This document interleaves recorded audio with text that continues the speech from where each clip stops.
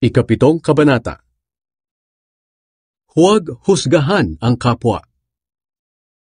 Huwag ninyong husgahan ang iba, para hindi rin kayo husgahan ng Diyos.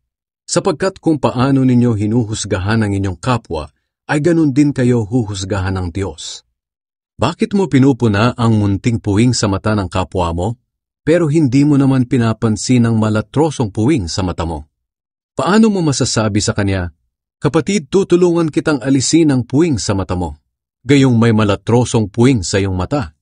Mapagkunwari, alisin mo muna ang malatrosong puwing sa iyong mata. Nang sa ganon ay makakita kang mabuti, para maalis mo ang puwing sa mata ng iyong kapwa. Huwag ninyong ibigay sa mga aso ang mga bagay na banal, dahil baka balingan nila kayo at lapain.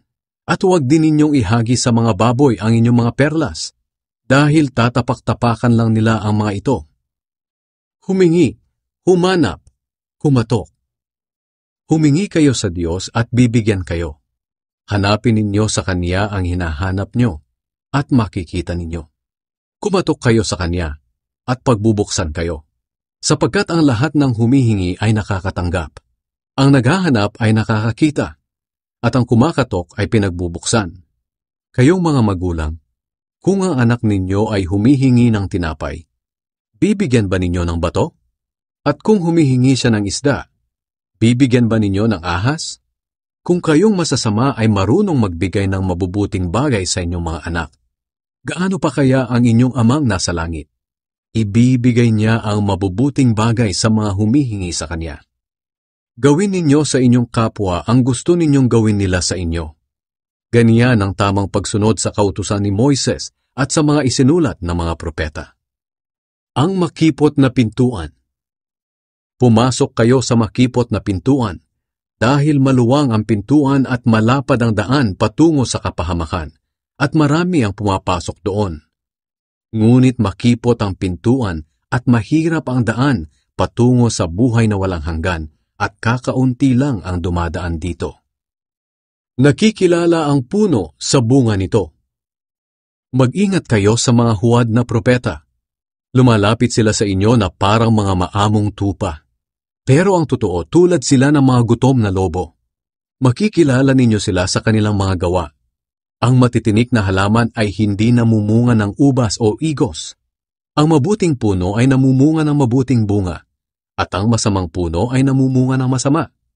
Ang mabuting puno ay hindi namumunga ng masama, at ang masamang puno ay hindi namumunga ng mabuti. Ang lahat ng punong hindi namumunga ng mabuti ay pinuputol at itinatapon sa apoy. Kaya nga makikilala ninyo ang mga huwad na propeta sa kanilang mga gawa. Hindi kikilalanin ng Diyos ang mga gumagawa ng masama.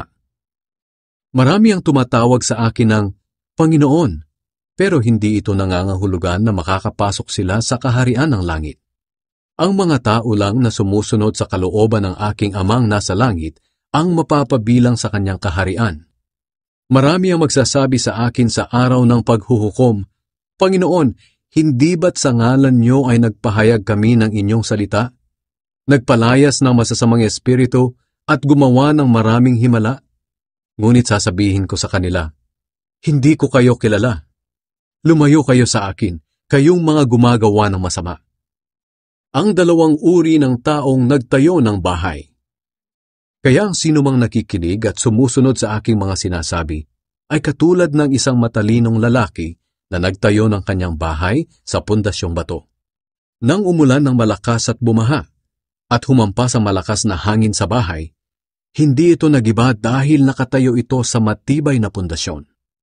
Ngunit ang sino mang nakikinig sa aking mga salita, pero hindi naman ito sinusunod, ay parang taong hangal na nagtayo ng kanyang bahay sa buhangin. Nang umulan ng malakas at bumaha, at humampas ang malakas na hangin sa bahay, nagiba ito at lubusang nawasak. Ang autoridad ni Jesus. Pagkatapos ipangaral ni Jesus ang mga bagay na ito, namangha ang mga tao. Dahil nangaral siya ng may autoridad, at hindi tulad ng kanilang mga tagapagturo ng kautusan.